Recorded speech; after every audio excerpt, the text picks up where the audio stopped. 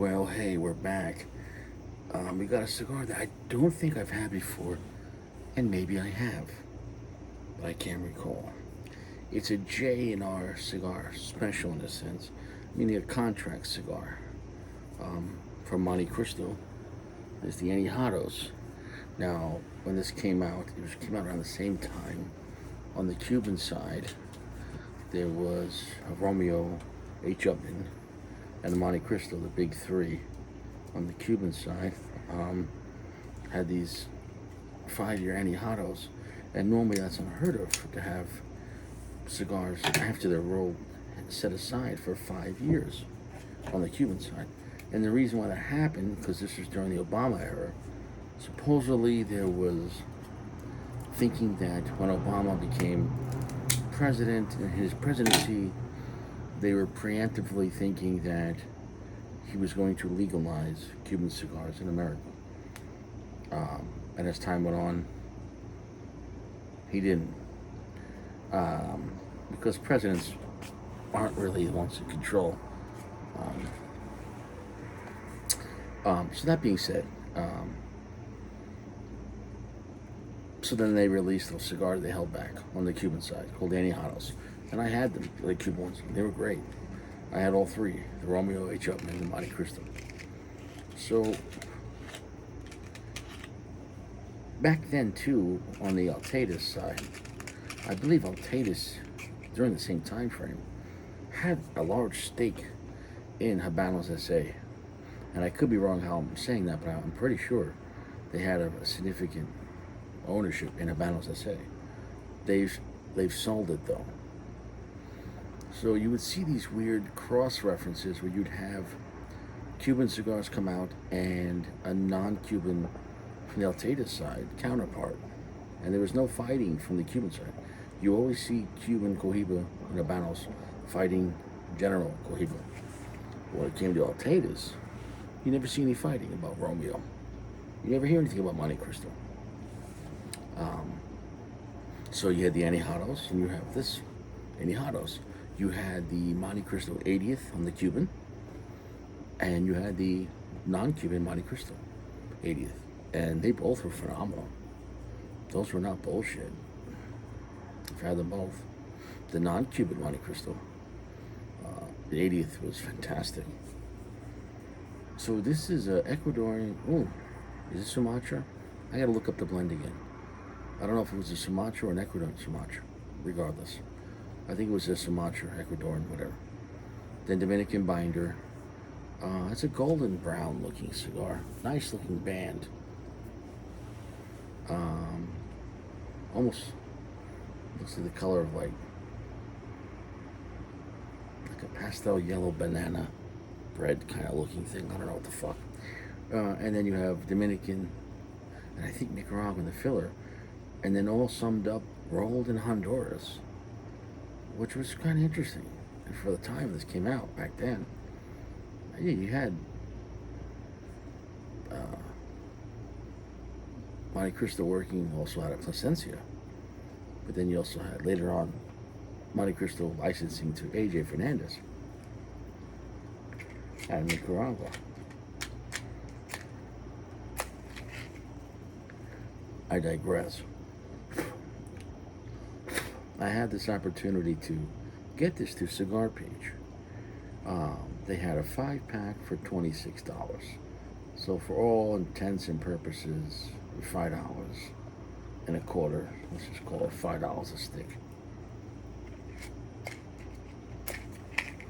And for $5 a stick, I checked it out.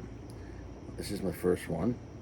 I got these in today, but the condition cigars, and I live in Pennsylvania, so it's not a long shipping route, and Cigar Page, they're always sealed, they're never damaged, and they always have a bowl with a pack in it, so, and the packaging is top notch.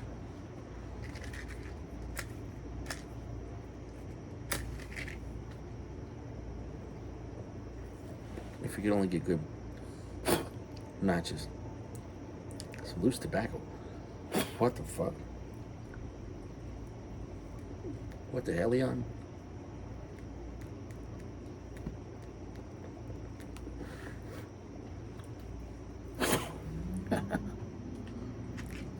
We're off to a good start.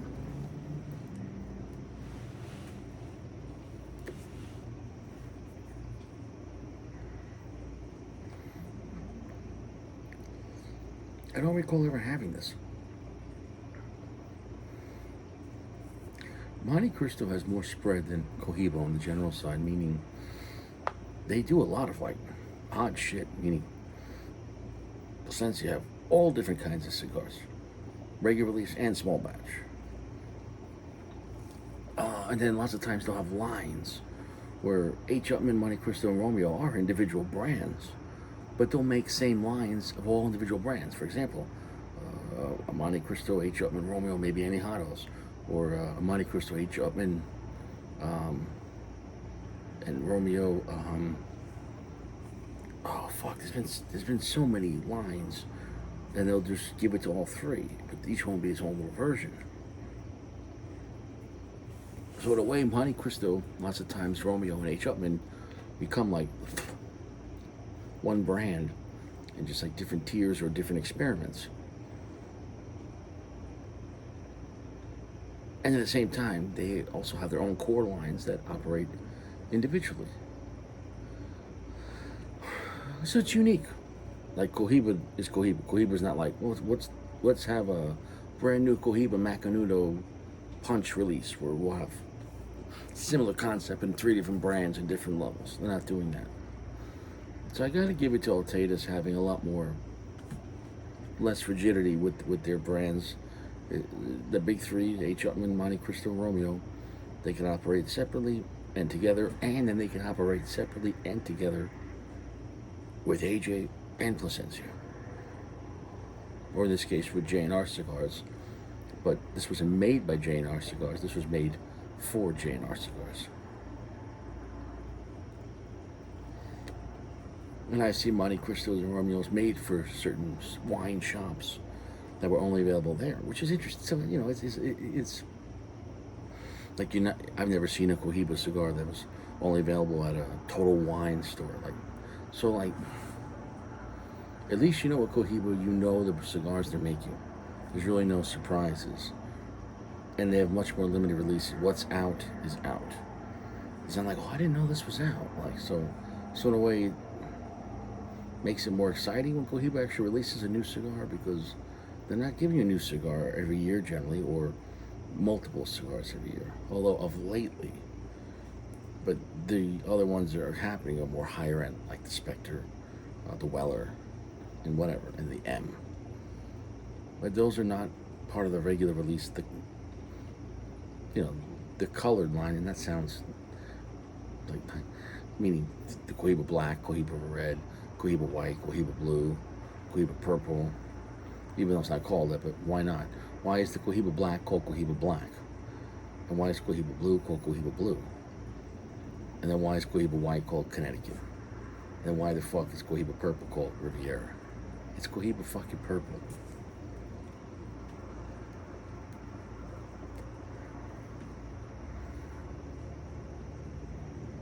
This is very smooth. It says 5 años.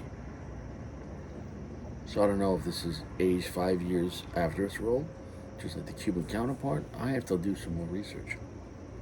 It has a very creamy texture to it.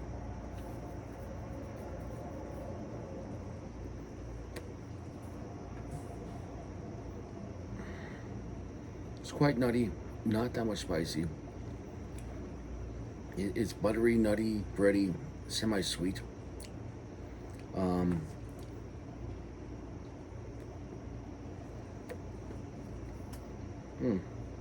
No, it's nice. If you want more like a bready, nutty, sweet kind of, not like sugary sweet, more like a baking sweetness. Like, it's nice though. It's pleasant. It's reserved. So if they are giving this 5 years of age, I'll look that up, maybe.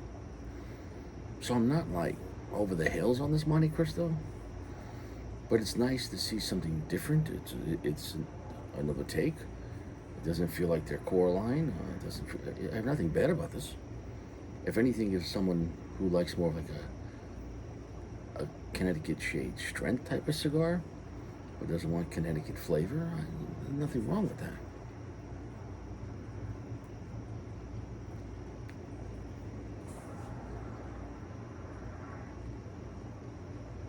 I like it. Hey, I have nothing bad to say about it. Smooth, buttery, oily. A little salt on the finish. I'll come back. So far, it's a good cigar. It lives up to Montecristo's name,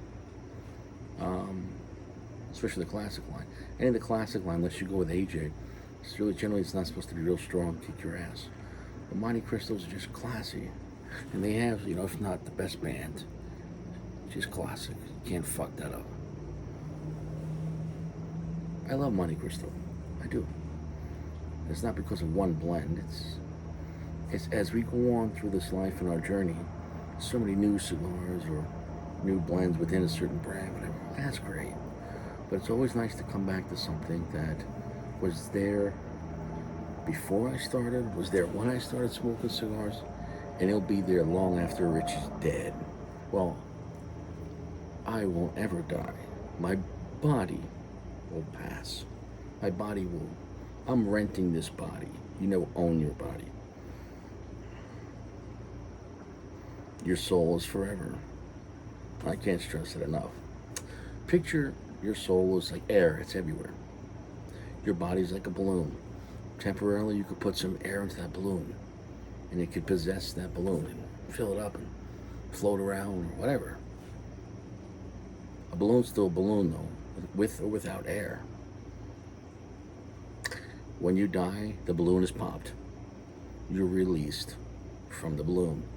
You're released from that body. I can't stress it enough. And that might scare you. That death is a real transition. I'm not talking about cutting off your penis and getting a female vagina. Death is real. But God is not the God of the dead. He's the God of the living. You're gonna be judged after you leave your body. Picture it like this. After a game, the game's over. The game is over, the final score. But then you have ESPN recounting everything that happened in that game. Wow. Then you did this. And then you did that. And over here, that was good. And over here, not so good. That's what it's going to be like when you die. They're going to tally the points. This is true. But what did Christ say? God will judge you by the way you judge others. The more grace, the more forgiveness you give others, the more forgiveness He's going to give you. I can't stress it enough. You better be forgiving people in the first degree. I used to be a different guy, and things I won't admit to on the internet. I was the same guy, but a different operating system. I immediately forgive people now. Not just for later, but for here now too. I'll never see a judge because I forgave someone. You could forgive someone all you want. What are they gonna say? And then what did you do? He rolled up and he forgave me. Who could say anything? You're not going to go to prison for forgiveness. But I promise, if you go to prison, you're going to be begging for forgiveness.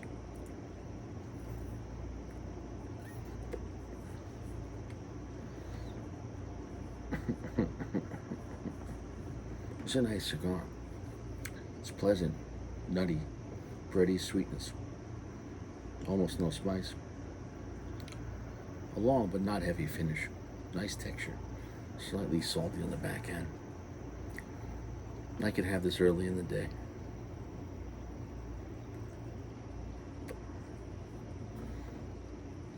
So don't have fear. at forgiveness. Forgive yourself. Forgive one another. And then you realize you have the power. You have the power to fuck up your life and keep on fucking it up. Or you could stop. If you're doing drugs, stop. If you're drinking every day and you got a problem, stop. If you're committing felonies, stop. Whether you got caught or didn't get caught, you should stop. Stop investing in bad things. Forgiveness is a delete button for everyone. It's not that you forgot, but you know what happened. But doesn't have any more control over you. Deleted it. So I guess you still could be a killer, but you could kill the emotion. You could kill the anger. The world, or your ego will say, what did he say? What did he do? I'm telling you, it's more efficient, more affordable to forgive that person. Forgive it. I'm not talking about if your life is in imminent danger. And how do you know if your life's in imminent danger? If someone's going to cause you to cease to exist, then defend yourself. God and a judge will agree that was self-preservation. Because if people aren't supposed to murder anyone, then self-defense is preventing you or someone else from being murdered. This is lawful. But somebody insulting you and then going straight to that, it's kind of a stretch.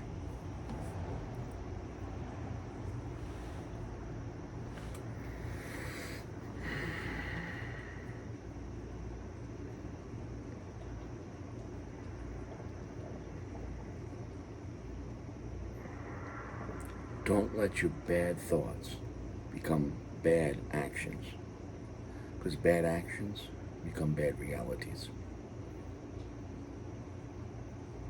When you speak, see, first seed the thoughts in the mind. That's still all spiritual. No one knows what you think. But the moment you speak, it now can and will be judged in the physical world. Words are physical. You can't say they're imaginary. You can go to prison for threatening someone. Watch what you say. And even if you speak by yourself and you're saying bad things, then eventually you might then take it to the next level and make it from talking to an action. But imagine if you thought good things, talked good things, and acted upon a good reality. Either way, you're going to have produce. Either way, you're going to produce something. Better to produce good things. I'm not telling you this to be like pious. I'm not telling you this to be better than that. I'm not.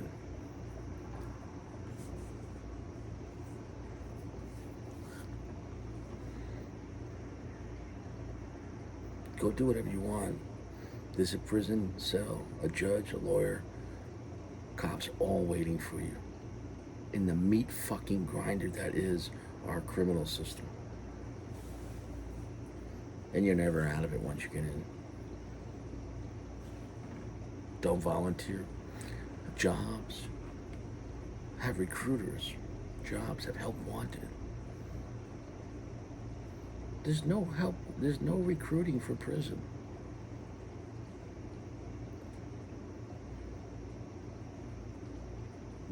You volunteered.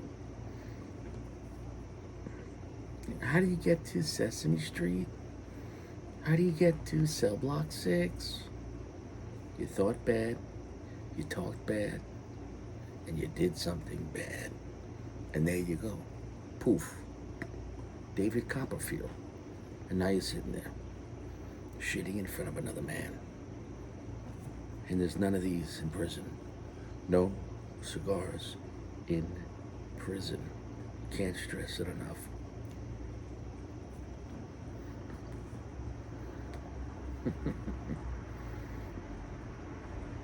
If you're in prison right now, you would rather be me smoking this Montecristo. This is delicious. This is a buttery, elegant cigar. I'm actually really digging it. I'm gonna buy more of these. I'm gonna come back. Well, perfect draw, perfect burn.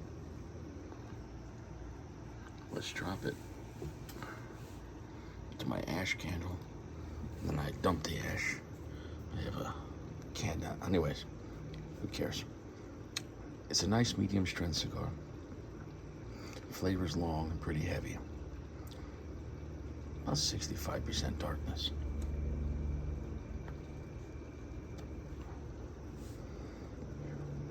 Really nice.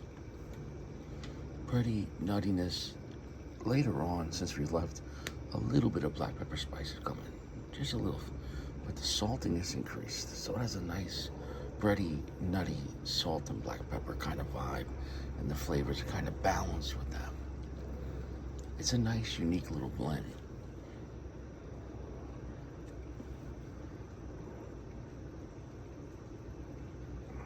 And the slight floral note on the back end. I have nothing bad to say about this. In fact, I had a better time than I thought I was going to. I forgot to look up that information. So whatever. Now, do I recommend it? Yes. But I recommend it at the cigar page price. To get these for $5 is a very high value. To pay full price, $10, $11, it's fine, but I'm talking about online, but cigar page for $5, $5.25. But I'd smoke these all day.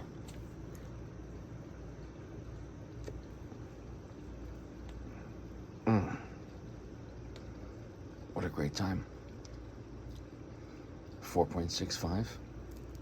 4.65. A solid high, very good. A high, very good. Just below amazing, but high, very good. Great time. Beautiful cigar. Buttery, oily, nutty, bready, salty, a little peppery at the end, but it's very classy. And it just slowly ramps up as you smoke it and kind of creeps up on you at the end. As far as pushing the flavor, it has more. Nothing bad to say about it. I got 3 more of these because I gave one away. I'm going to look forward to smoking more of these. And I will buy these again. Montecristo Anejados contract cigar for J&R. 4.65. Great time. This is easy to love for anyone who wants to enjoy. Have a great cigar and relax without being so strong or so dark or so spicy. This could be a solution to having a Connecticut type cigar without being Connecticut, if that makes any sense. Great time. I had a great time. It's like an intellectual medium strength cigar. I needed a cigar of this strength level. This is nice. Pleasant is the word. I'll see you around. Stay fresh.